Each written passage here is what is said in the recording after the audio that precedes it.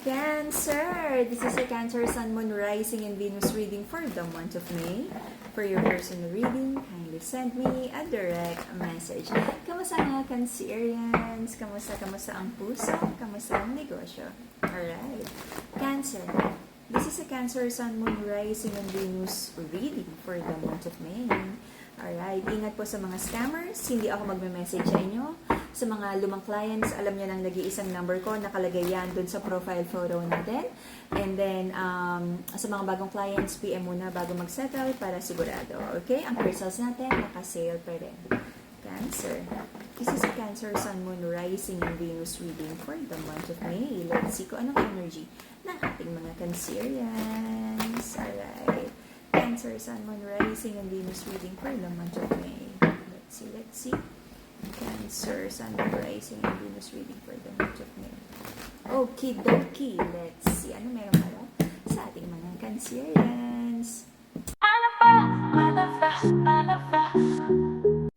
Waiting for an offer? Maraming plano, iniisip ko anong offer na masaya kung may batang involved. Ito yung number one na kinoconsider nyo, no? May mga confusion para sa masculine na nagdadala ng conflict sa relationship. Okay? Plano, offer na masaya. Sabi ng feminine, hindi naman daw reliable yung masculine. Hindi niya maramdaman yung solid offer ng masculine. And because of that, parang na-hurt yung feminine and she doesn't feel like valued, no, sa relationship na to. Marami ding naging maling decision with a judgment in reverse na sabi ng feminine, hey masculine, kailan ka mag-grow up? Kailan ka magiging mas responsable? At sabi ng masculine, wala siya pake. Sa totoo lang, kahit nag-a-apologize, parang pasok dito, labas sa kabila. Okay? Sabi ng feminine, naghihintay siya ng offer na bigyan siya ng commitment, ng pangako, engagement, kasal ng masculine, but it feels like hindi nakikita ng masculine yung value ng feminine, kaya hindi maibigay yung solid offer. Pero sabi ng feminine, iintayin niya na magbago ang isip ng masculine, na mag-mature. And this is like the pick me girl energy na parang, I'll do everything, sabihin mo lang ang checklist mo, magiging ako yan. Kung gusto mo naka-dark na costume, gagawin ng feminine, okay? Which is like a very people-pleasing energy. Love yourself. Mahirap kasi na may mask, no? Nagagawin mo lahat to para lang sa kanya. Mas masarap kasi sa pakiramdam na tanggap ka kung sino ka. Unless, there's really something na kailangan mong baguhin sa sarili mo. But, if your person wants you to be someone else, like, for example, nurse ka, sabihin, ay, artist ako, dapat gusto ko artist din. At dahil gusto mong magustuhan ng person mo, papasukin mo yung art, something like that. But, kung may mga ugaling hindi maganda na kailangan baguhin, that's fine, okay? But it feels like parang may unrealistic expectations here. May breadcrumbing energy here, and mayroong mga promises na hindi totoo, apologies na hindi totoo, at unti-unti, the other person is realizing, no, na parang nagkakaroon ng revelation na kung ano yung mga sinabi hindi totoo. At binibreadcrumb lang siya ng person na to or pinapaasa. Wala ako nakitang pagbabago kung ano yung mga pag-aaway, tampuhan, nandyan pa rin. Kaya tuloy hindi mabigyan ng stability ang relationship na to. Kung dati nakikita mong happy, parang ngayon is parang you're trying to settle na lang, kaya nandyan ka pa rin. Maraming sleepless nights, anxieties na dala ang relationship na to. Trust issues also. Feeling ng masculine, sa perspective ng masculine, nagbibigay siya ng buo, ibinibigay niya lahat, but hindi siya ready to move the relationship forward, which is yung expectations. I feel yung expectations ng feminine. Masculine, what's next? Kailan tayo may engage? Kailan tayo magsasama? Kailan mo ko ipapakilala sa family or whatever? The feminine is expecting like a one notch higher level na parang i-promote siya ng masculine in terms of relationship, but parang sa masculine, okay na yan.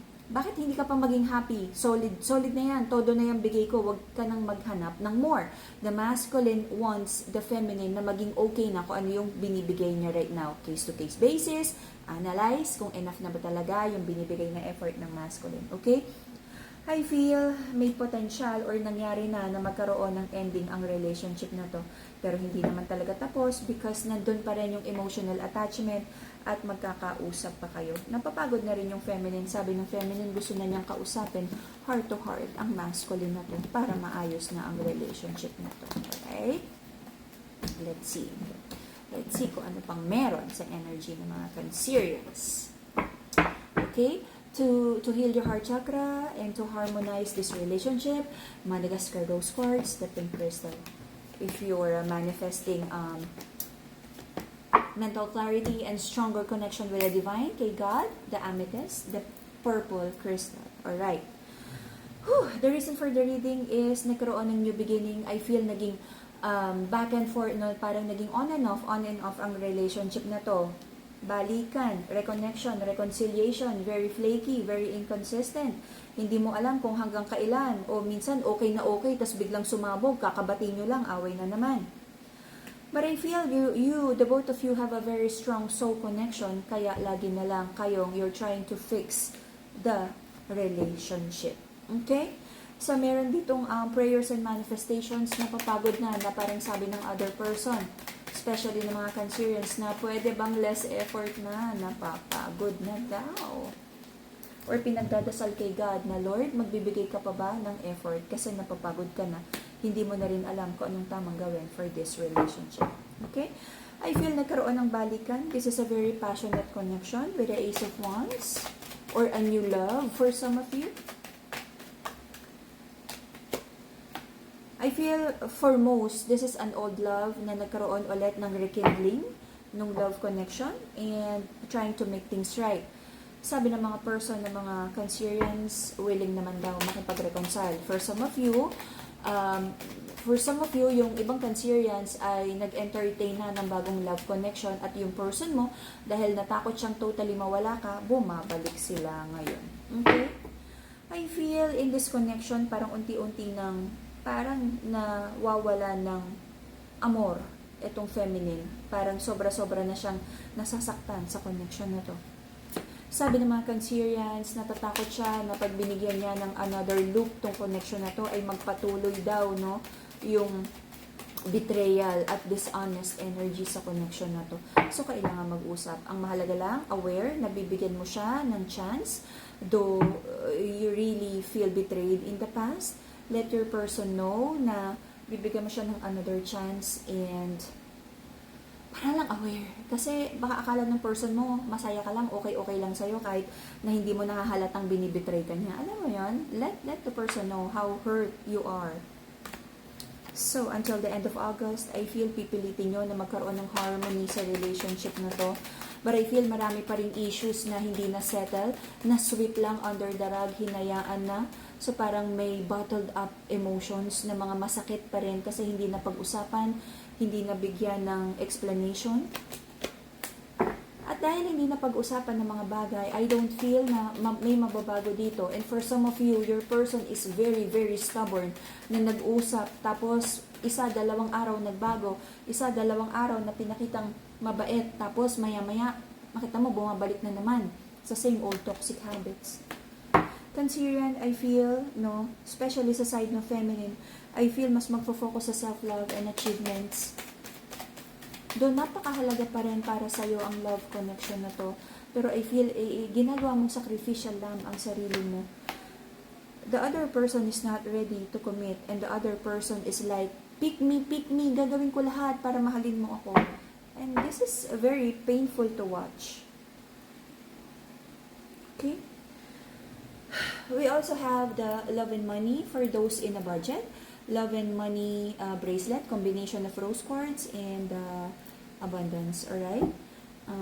Yeah, meron din tayo yung Nazar amulet. And then meron din tayo like kung may mga meeting, meron tayong magnetized oil para lang very pleasing yung energy mo sa clients. Meron siyang orasyon sa loob.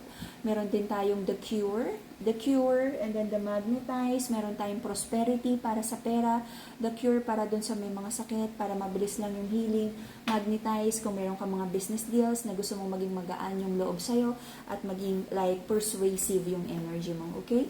DM lang sa price ng oras natin, sa price ng crystals, and para sa inyong personal reading, okay? Mag-usap na mabuti, manage your expectations because may nararamdaman akong like possible disappointments pag hindi pa rin nagbago ang energy, alright?